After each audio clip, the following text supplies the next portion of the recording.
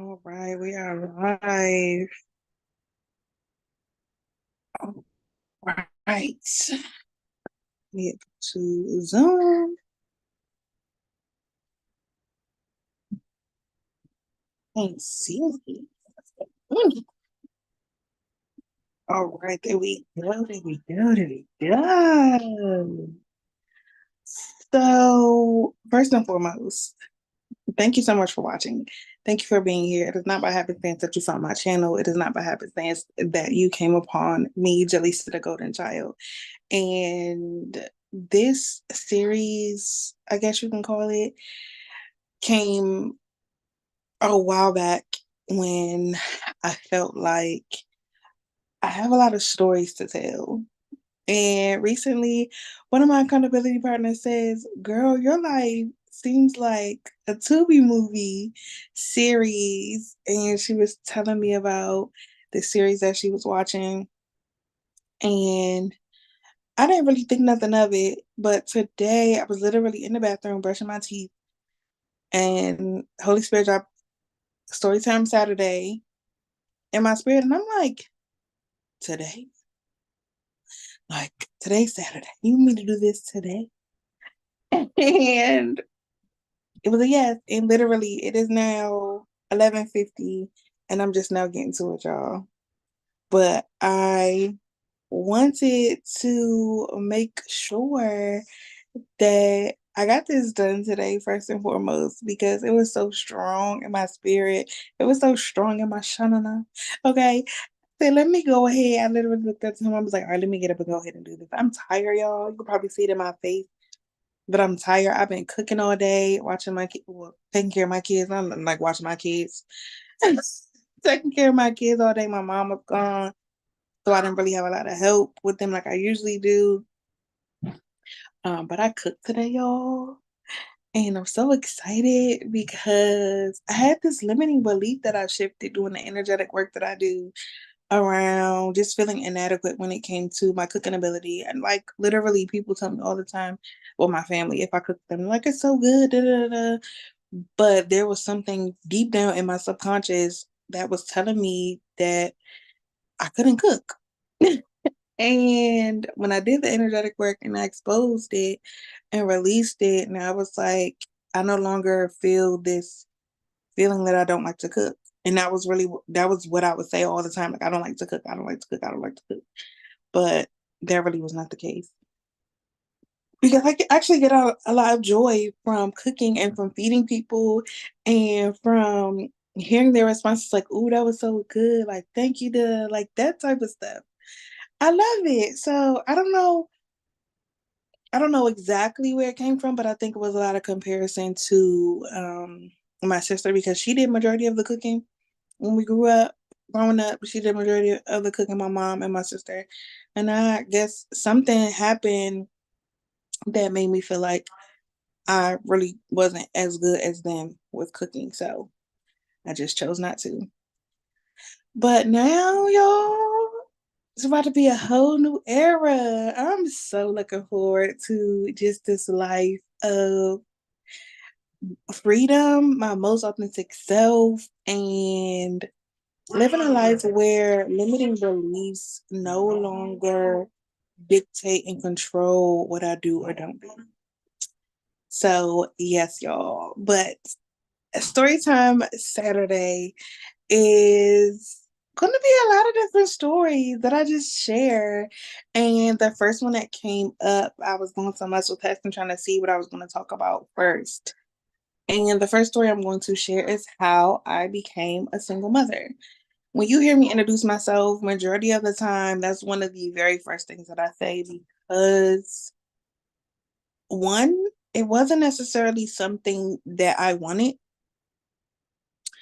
but it has been one of the most amazing experiences of my life to be able to be a stay-at-home single mom, watching my kids grow and teach them and learn, and we grow together. It has been an amazing experience. So I just wanted to share how it even happened. So in 2018, well, no, we can go back.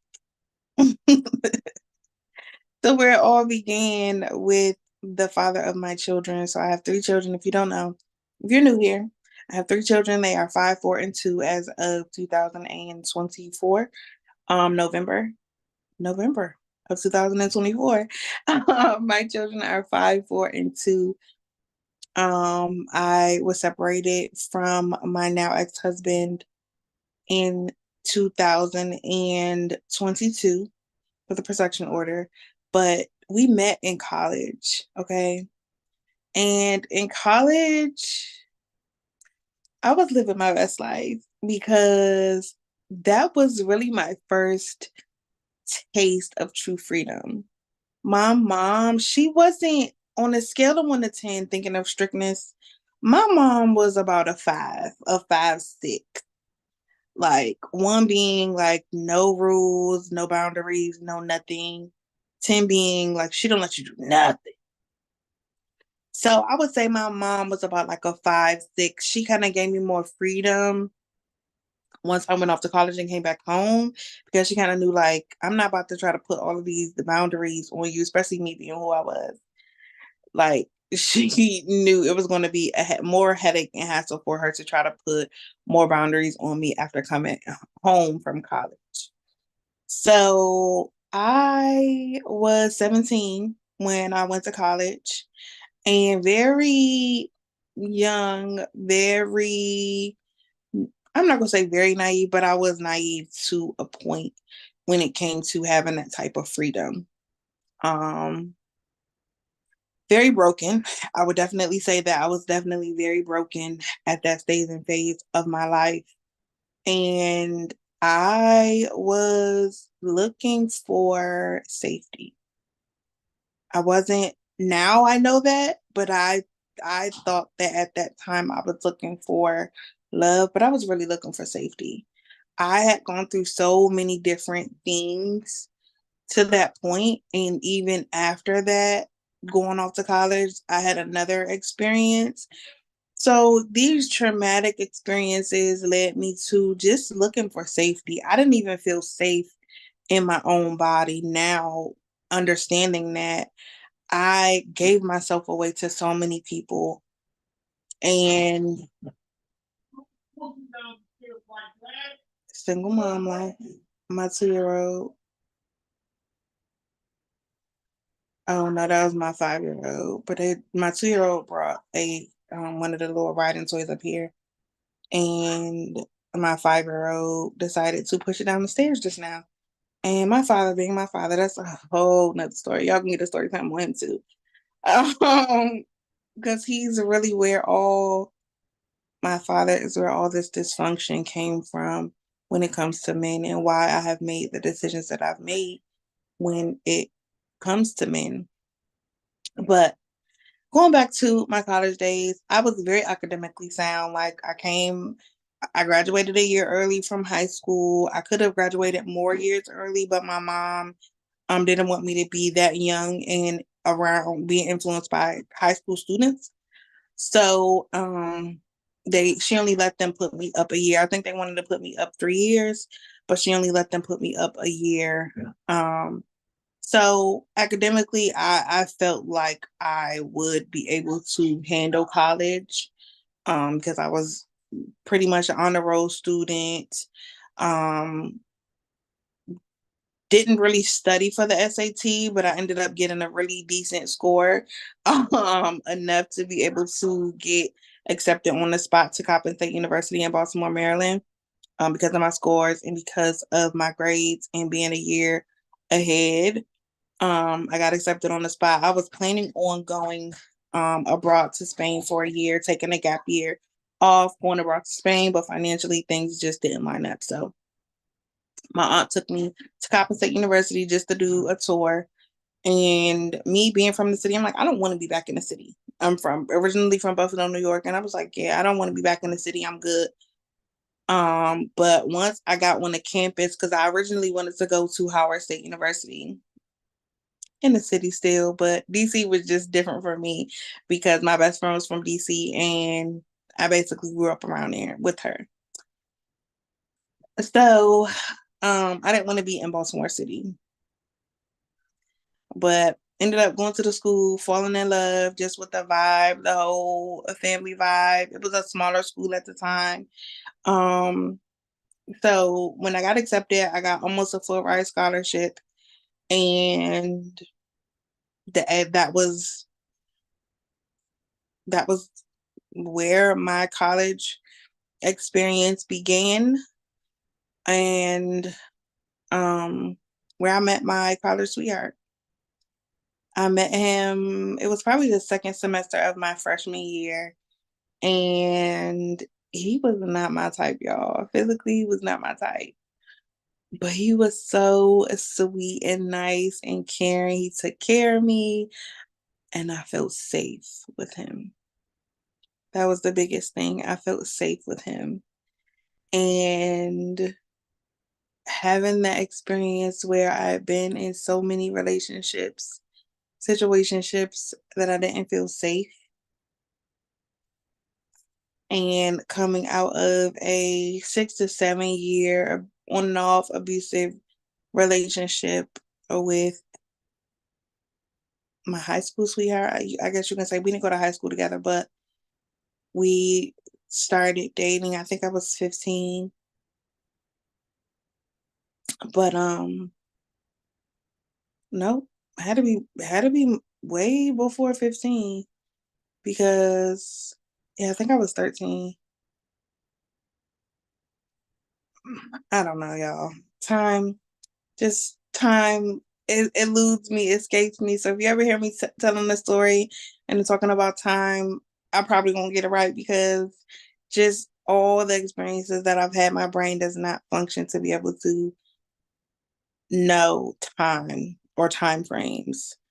But at the time, I was dating this guy from PG County, and we had been together off and on for years. And it became very toxic and abusive. And I knew, like, being a child of Yahuwah, having discernment, having the gift of the gift of the Holy Spirit, I knew that it was not meant for me to be with him. But I had a soul tie to this man, and he had a soul tie to me. I was his first. So it was like we could not get out of each other's system. And the last, second to last straw with him was when I got into a car accident, and the car hit on my side because of the way that he pulled out into the street. The car hit on my side, and my head hit the window. I remember my head hitting the window, and I prayed a prayer not too long before that, just asking for God to give me a clear sign, because I'm hard headed, y'all. I was hard headed. Let my mom tell it, I'm still hard headed. But I remember just sitting there praying this prayer, like, God, like, give me a clear sign. And he had given me signs before, like, give me a clear sign that this is not who I'm supposed to be with. Y'all, a very near death car accident, because they said if the car would have hit 2 inches further back, I would have likely lost my life. And if you saw the car and the damage that was done to the front of it, I don't understand how I got out of the car with nothing but a headache from my head hitting the window. And because other people were around and people saw the car, they kept asking me, like, are you okay? Are you okay? Do you need to go to the hospital? Are you okay? Are you okay? And I'm like, nah, I'm good. Like, I just had a little headache, and thankfully I didn't have a concussion. Um, but that experience, being able to walk away from that, I knew that I had to walk away from that relationship, or something worse would have happened. I probably wouldn't have walked away with my life. Excuse me. So I just decided eventually, because even after that, it still took some time for me to fully walk away. And I did end up going back once, probably a year or so later. But getting out of that the second to last time, I was so used to jumping from relationship to relationship. I didn't like being single. I didn't know how to be single. I didn't know how to not have somebody to be up under. So I jumped from him to my college sweetheart after 3.5 years of him pursuing me. And we were literally just friends. We had never done anything physical. And that for me was completely different because I was so used to friends and just guys being around it and not being like, it was never like a platonic thing with me when it comes to being around guys. So yeah, I ended up giving him a chance. And no, 6 months into the relationship, something told me, girl, check his phone. And y'all know, if you gotta check their phone, you already don't trust them. But for me, I didn't have a reason not to trust him. So for me, it was like, why? Like, why am I doing like why? Why do I gotta go through all of this? Akai, Akai, stop and go downstairs. My bad, y'all. My 2-year-old is a firecracker. Oh, my bad for yelling in y'all's ear. But some just told me, Holy Spirit told me, like, go through this phone. Could have been the Holy Spirit, could have been my intrusive thoughts, whatever it was. I found the answers that led me there. And come to find out, even though he was telling me like I was the only one he wanted to be with, there was nobody else for all these years. He was telling me these things. He had a whole, I guess you could say, internet relationship with this girl because he's like they linked up a few times, but he said they never did anything physical. It was really just like them talking back and forth via, that was an AIM at that time. And for me, I was so heartbroken because I felt safe with him. I trusted him. I thought that he was different. And ended up talking to one of my male friends who was also an ex-boyfriend, but he always kept it a stack with me. Like we were always close at the time. And I could talk to him about the different guys that I was dealing with. He was like, well, if you love him, then try to work it out, forgive him, and move forward. And I did. And hindsight being 2020, that was probably one of the worst and one of the best decisions that I ever made because had I not made that decision, I wouldn't have my babies. And I'm very, very grateful that I do have my babies. Um, it is a challenging situation to be a single mom after marriage, but moving forward, like we were off and on, me and their father were off and on from 2011 up until 2017.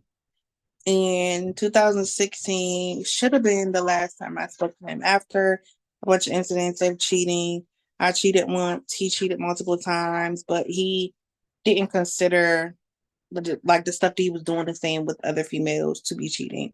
Because he said he didn't physically, there was no sex physically, but it was like very inappropriate conversations that he would have with women and telling them that they were going to get married and all this other stuff. Like it was just a lot of experiences that I should have really just walked away from. But because I was already so used to abuse and dysfunction, I didn't even know the level of abuse and dysfunction that I was experiencing until very recently when I found the therapist that I've been working with.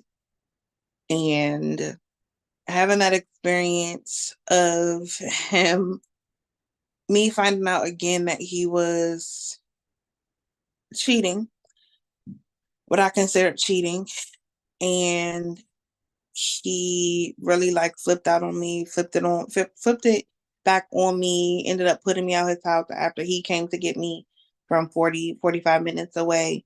I didn't drive at the time. And he put me out his house in the rain, threatened to call the police and all this other stuff. That should have been the last time I spoke to him.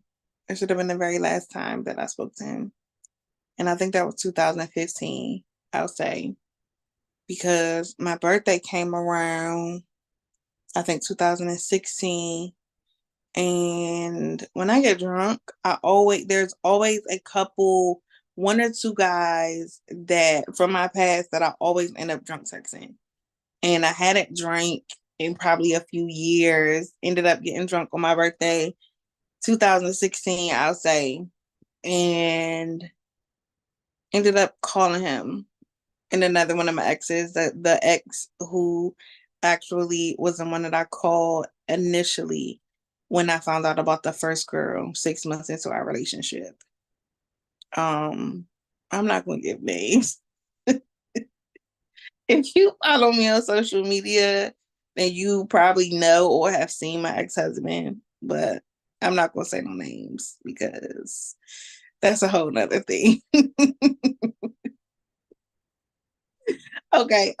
Let me get to the story. I know I'll be giving extra details. If y'all got an issue with the way that I tell my story time, just give me some feedback. This is my very first one. Give me some feedback on how to make them shorter, how to make them better. But this is literally how I think, and how I talk, and how I talk to my friends, and how I share stories. They be like, "All right, you done skip." And if you watch me on podcast interviews, that's the way my brain works. Um, So yeah, after that incident, I got drunk and we ended up reconnecting. He apologized for everything, same old. But he knew at the time I'm a very open and honest person. So especially when it comes to guys, I'm not going to hide anything from you, and I'm not going to ever be in a position where you can hold something over my head. So I let him know that I was dealing with him and the other guy that he knew about throughout the years. Because I would go back and forth with different guys throughout the years. It was like off and on, off and on, off and on with different guys throughout the years. And he knew of one in particular that I was dealing with, and I let him know. And I kept him at pretty much a distance because I was sexually active with the other guy, and I did my best not to have sex with multiple guys at the same time. It happened throughout the years, but I was really working on building a bond and a relationship with the other guy, because we had tried it before. And I would say that was one of the healthiest relationships I had. And I'll do a story time on that one as well. But we ended up doing something. We ended up doing something. And after that, he proposed without a ring, y'all. He proposed without a ring. This was 2017. And why I said yes was because I felt like that was the next step for me, and nobody had ever proposed to me. So I felt like, oh, this is like, at the time, I felt like that was the best that I was going to get. I was so broken and I didn't know my worth. I didn't know my value. So I settled. I definitely settled. And I accepted his proposal when I knew I shouldn't have, y'all. I knew I shouldn't have, but I did. And getting, let me go ahead and move forward so y'all can understand what happened and why I became a single mom. Because that was the reason for the story. I didn't give y'all so much history getting to it. But he proposed. We got married 2018. 2 weeks before we got married, we had gone through premarital counseling. We had went through a whole premarital course at one point. Um, and 2 weeks prior to, I just knew, y'all. I knew that we were not meant to be together. So I created this whole argument scenario to get him to leave. Because we were living together. He had gone through a situation where he was basically homeless. His house that caught on fire, so he was basically homeless. And yeah, we agreed that, because we were about to get married, that he could move in with me. And I was living with my parents and my sister and her husband at the time. And I think all my little brothers, I believe all my little brothers were there at the time. I have three little brothers. May Dylan continue to rest in peace. Um,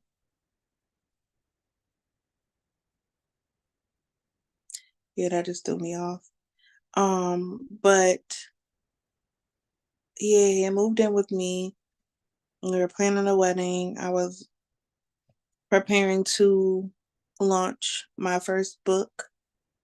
And 2018, we got married.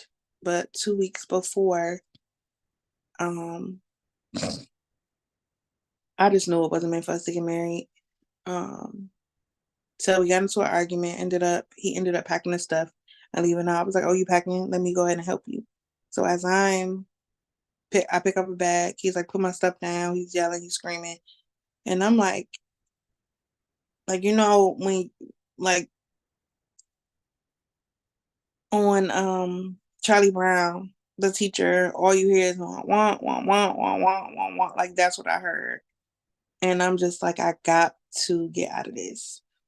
And as I'm walking down the walkway, we had a long walkway to get to the parking lot.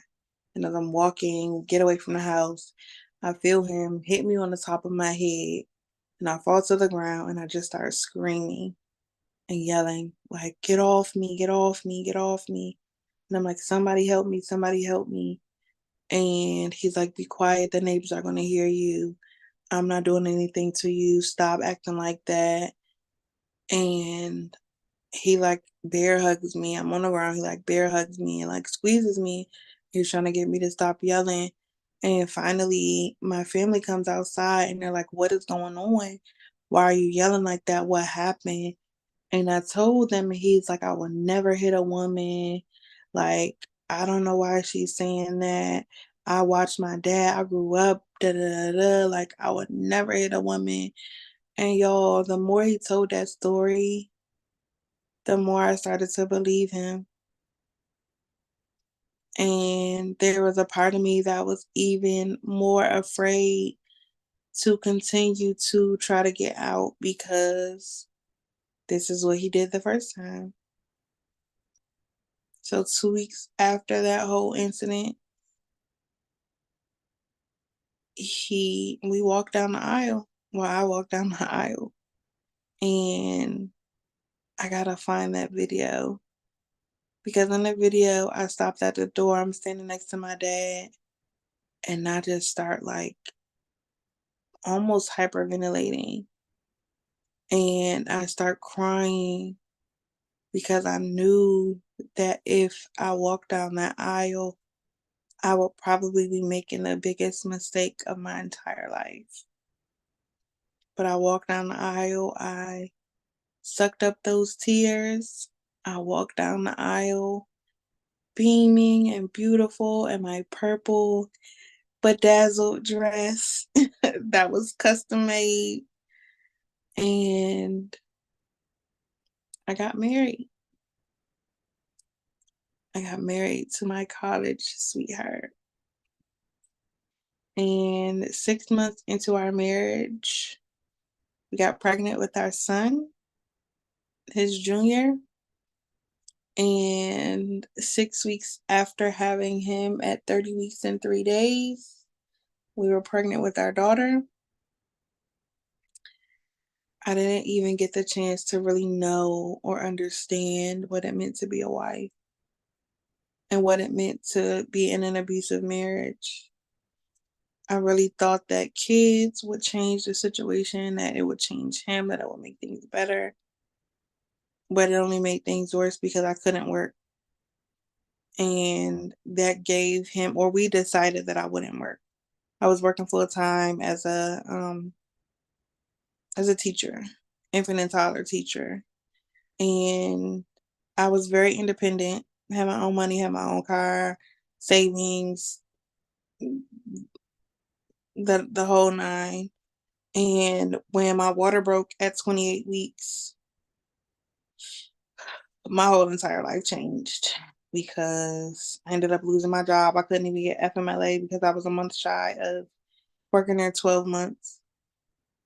And my whole entire life changed. It was something that I wanted. I wanted my kids. I didn't want to have my kids outside of marriage. So I was glad that I was married and having my children, but my life completely changed because I had put my whole life and my children's lives in his hands. And I wish I knew then what I know now. And I wish that I would have done more to be financially secure and have multiple streams of income outside of just my job because I turned overall control financially to him because he had then to become the primary and sole breadwinner of our family, with our first son being in the NICU for 45 days and being pregnant with our second right around the time getting pregnant right around the time he was supposed to come home. um it was a lot. It was definitely a lot, a whole lot. And becoming a stay-at-home mom, I don't think it was ever something that I really wanted to do. I might have thought about it, but it wasn't like that wasn't my plan. I fully intended to go back to work after I had my son, my first son. And having the experiences that I had with different situations of abuse, mentally, emotionally, manipulation, lies, all these different things, that I got to a point where I became numb and I just focused on the kids. I focused on what they needed, being a quote unquote good wife. I was going through the motions, and every single day I lost myself more and more. I lost my identity, I lost desire, I lost motivation, and I was not the best version of myself or my kids.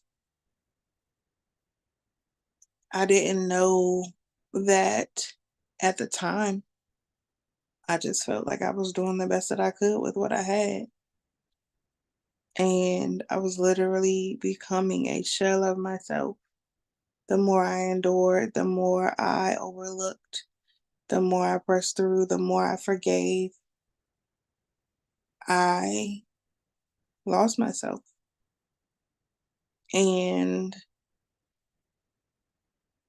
eventually, I started to see that I didn't want the same thing that I had to go through or am going through with healing from my experiences in childhood of watching my father cheat on my mom my entire life. So I made a decision. I chose my heart. It would have been very hard to stay, but that was the harder thing for me. Even though I didn't have any income, we had our third child in 2022. We had Tony 2019, Atira 2020, and then we had Akai in 2022.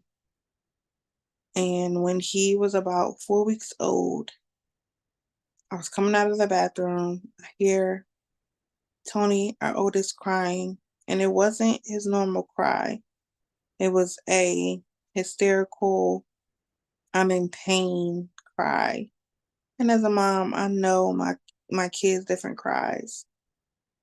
And I'm opening the door to see what the heck is going on. And me and their father, we had just finished a forgiveness coaching session because I went through this whole forgiveness program, and I was working on it. Like I wanted to forgive. I'm thinking like if I forgive, maybe things will change. Like blaming myself for everything, taking responsibility for everything to try to fix it, to try to make it work. And right after the forgiveness coaching session, he goes, "Well, are you gonna give me a hug and kiss?" And I'm like, "No, I'm not there yet." And that ticked him off because he started to take it out on our oldest, which again is named after him. And I really didn't mean for the story to be this long, but I gave a lot of history, a lot of a lot of history, a lot of backstory, of how I got here and how I became a single mom. But that day, I walked out of the bathroom, hear my baby crying. He was 2 at the time, and I see their father, my then husband, squeezing my baby in between the wall and the door, pushing the door on him. And I look across the hallway and I'm like, "What are you doing?" And he instantly goes off, flips out, blames a 2-year-old because he wasn't listening or doing what he wanted him to do. And I'm as he's standing there yelling, I'm like, "This is it. This is it." I calmly get myself together, take my 1-year-old into the bathroom. My mom came to get the 2-year-old, and I think I had the baby with me too, or he might have been asleep. Yeah, I think he was asleep. And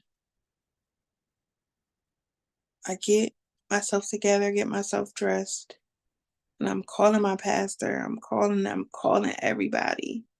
I'm calling everybody just to get some perspective, just to get a different perspective, to see if I was making the right decision because I'm in the bathroom and I'm calling 311. I'm like, what do I do to get a protection order? Like, how do I get this person out of my house? I don't feel safe, but I don't want to call the police. So they tell me the process. I end up driving to another county, which I used to live at, and I knew where I could go to get the protection order, where the courthouse was to get it. And as I'm driving there, when I tell you I called everybody, I called my pastor, I called my therapist, like nobody answered. So as I'm still bleeding from giving birth 4 weeks ago, newborn baby in tow, I go to fill out the paperwork at the police station to get the protection order. And I write out the incident, and the police officer comes back and he says, "This isn't enough. I can't give you a protection order for this one incident. Are there any more incidents?" I go on to write 5 or 6 more incidents of a range of different types of abuse towards me and my oldest child. And writing those out, I felt so guilty. I felt so much shame. I felt so heavy because it's like, how did I let it get this bad? How did I continue to allow these situations to happen and I stayed? And as I finished writing, Akai, my youngest, he had a blowout. So I had to end up like cleaning him up. It was like a whole mess of a situation. And I finished writing. I give him the papers. He's like, okay. He goes back and he's reading them. And he comes back and he's like, okay, I'm gonna give you the protection order. The the preliminary protection order. He's like, don't go home. Fine, go somewhere else. and we'll come pick him up. And mind you, like I said, I had my newborn with me. My sister lived next door and ended up going over to her house, telling her what happened. And we're sitting there for hours, probably 2-3 hours passed, and the police did not come yet. So eventually I just went home and acted like everything was normal. And maybe 10 or 15 minutes after I go in the house, that's when the police come and knock on the door. And I was afraid for him because I know how explosive he can be. But I also know that he has a lot of common sense. So the way that he would have reacted had the police came and went was different than the police coming there and letting him know that he had to leave. Um, so that protection order was the end of my marriage and the beginning of my journey as a single mom. So that is how I became a single mom. The long and the short of it, it started with a protection order. I didn't go back after that, and I haven't been back since. This was 2022, is now 2024, going on 2025, and I've been a single mom since my kids were 2, 1, and 1 month old. My kids are now 5, 4, and 2.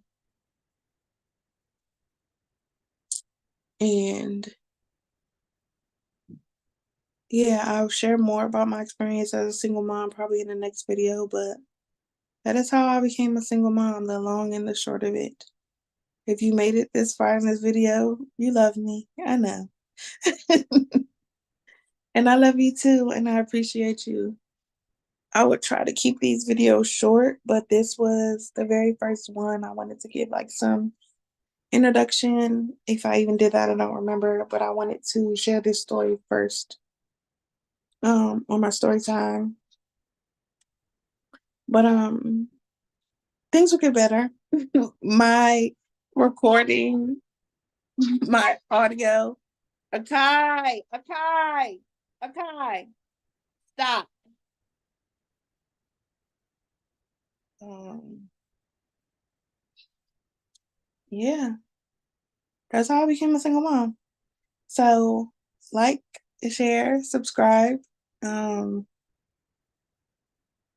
this was heavy, so we can go ahead and take some deep breaths. Okay, breathe in, release,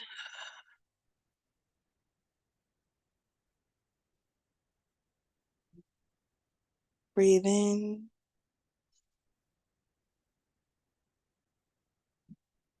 release,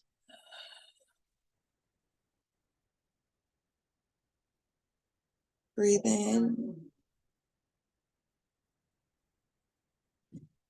release.